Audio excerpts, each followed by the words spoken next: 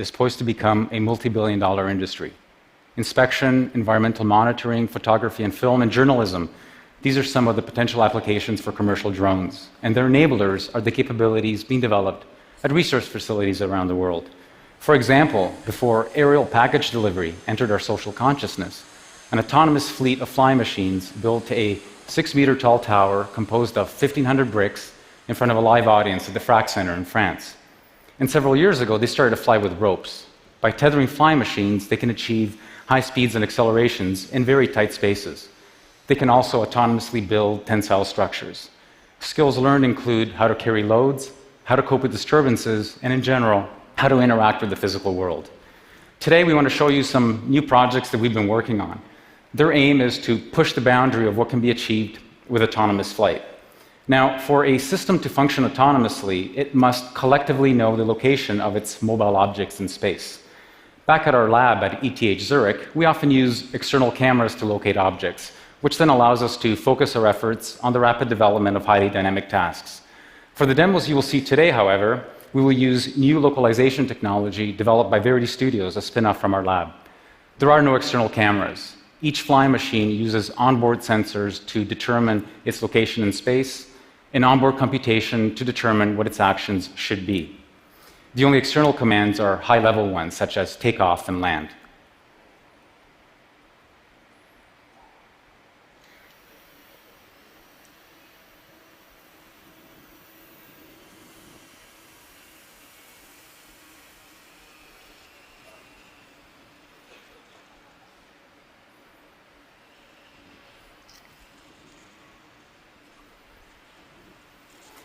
This is a so-called tail sitter. It's an aircraft that tries to have its cake and eat it. Like other fixed-wing aircraft, it is efficient in forward flight, much more so than helicopters and variations thereof. Unlike most other fixed-wing aircraft, however, it is capable of hovering, which has huge advantages for takeoff, landing, and general versatility. There is no free lunch, unfortunately. One of the limitations with tail sitters is that they're susceptible to disturbances, such as wind gusts. We're developing new control architectures and algorithms that address this limitation.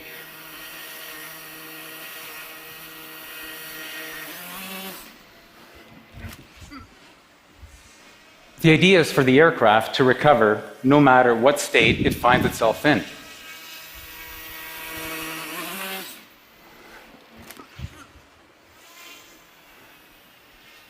And through practice, improve its performance over time.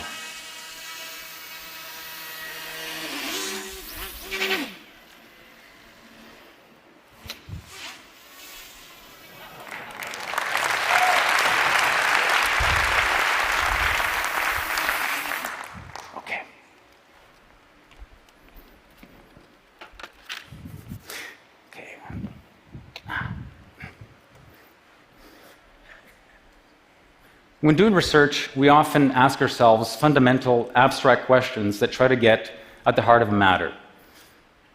For example, one such question would be, what is the minimum number of moving parts needed for controlled flight? Now, there are practical reasons why you may want to know the answer to such a question. Helicopters, for example, are affectionately known as machines with 1,000 moving parts, all conspiring to do you bodily harm. It turns out that decades ago, skilled pilots were able to fly remote-controlled aircraft that had only 2 moving parts, a propeller and a tail rudder. We recently discovered that it could be done with just one. This is the monospinner, the world's mechanically simplest controllable flying machine, invented just a few months ago. It has only one moving part, a propeller.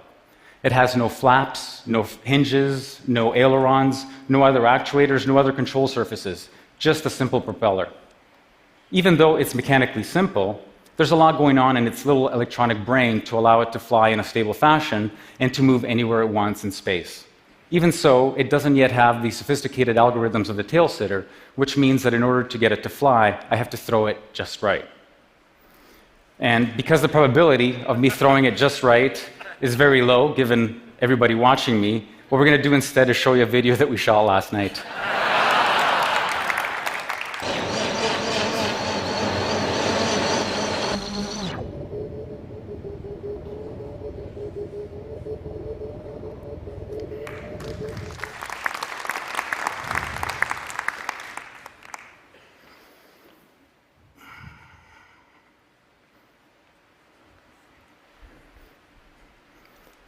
If the monospinner is an exercise in frugality, this machine here, the omnicopter with its 8 propellers, is an exercise in excess. What can you do with all this surplus? The thing to notice is that it is highly symmetric. As a result, it is ambivalent to orientation. This gives it an extraordinary capability. It can move anywhere it wants in space, irrespective of where it is facing, and even of how it is rotating. It has its own complexities, mainly having to do with the interacting flows from its 8 propellers. Some of this can be modeled, while the rest can be learned on the fly. Let's take a look.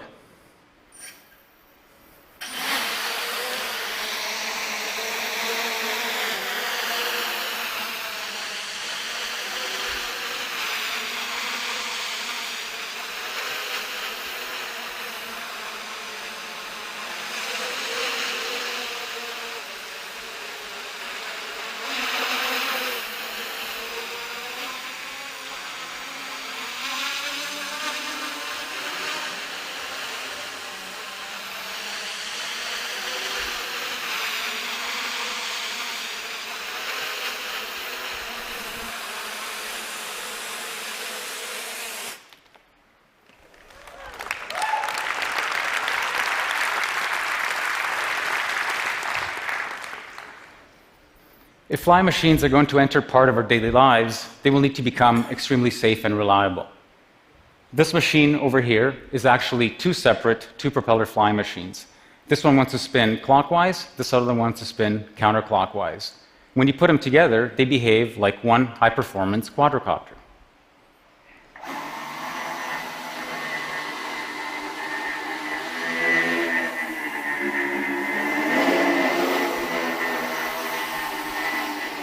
If anything goes wrong, however, a motor fails, a propeller fails, electronics, even a battery pack, the machine can still fly, albeit in a degraded fashion. We're going to demonstrate this to you now by disabling one of its halves.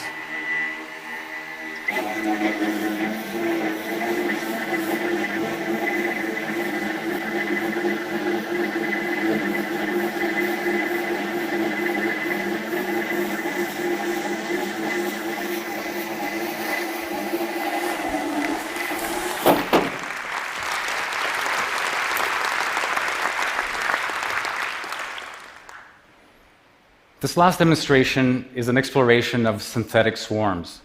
The large number of autonomous, coordinated entities offers a new palette for aesthetic expression. We've taken commercially available micro-quadcopters, each weighing less than a slice of bread, by the way, and outfitted them with our localization technology and custom algorithms. Because each unit knows where it is in space and is self-controlled, there is really no limit to their number.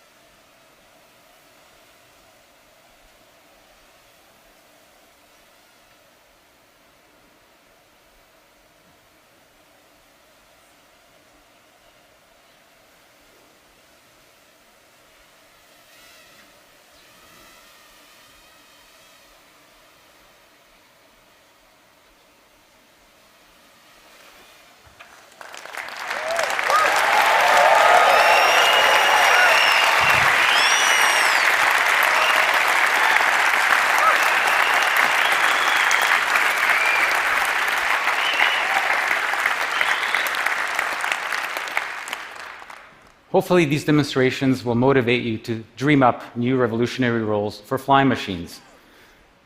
That ultra-safe one over there, for example, has aspirations to become a flying lampshade on Broadway. The reality is that it is difficult to predict the impact of nascent technology. And for folks like us, the real reward is the journey and the act of creation. It's a continual reminder of how wonderful and magical the universe we live in is, that it allows creative, clever creatures to see that this technology has such huge commercial and economic potential is just icing